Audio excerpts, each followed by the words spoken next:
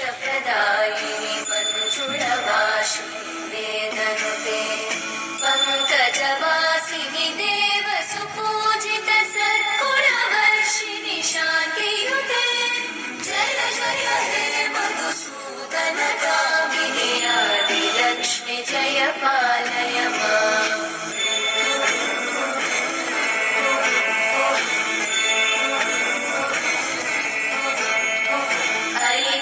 कल्मषनाशिनि कामिनि वैदिकरूपिणि वेदमयि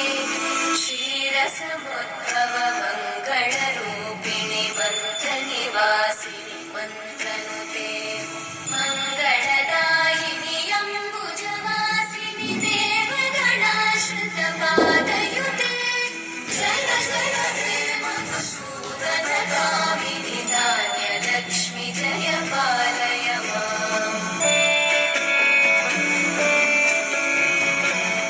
वरवर्णिनि वैष्णवि भार्गवि मन्त्रस्वरूपिणि मन्त्रमयि सुरगणपूजित शीघ्रफलप्रद ज्ञानविकासिनि शास्त्रनुते भवभयहारिणि पापविमोचनि साधुजनाश्रितपादयुते जय जय हे मधुसूदनगामिनि धैर्यलक्ष्मि जय पालय माम्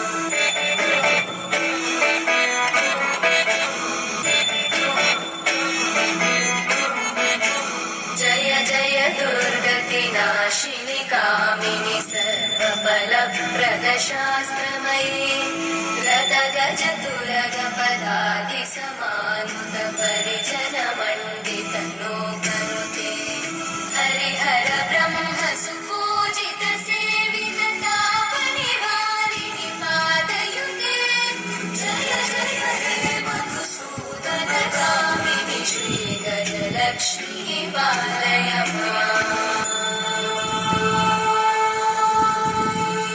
अयि खगवाहिनि मोहिनि चक्रिणि नागविवर्धिनि ज्ञानमये गुणगणवारिधि लोकहितैषिणि सकलस्वरवरगाननुते सकलसुरासुरदेव मुनीश्वर मानव वन्दित पादयुते जय जय हे मधुसूदनगामिनि सन्तान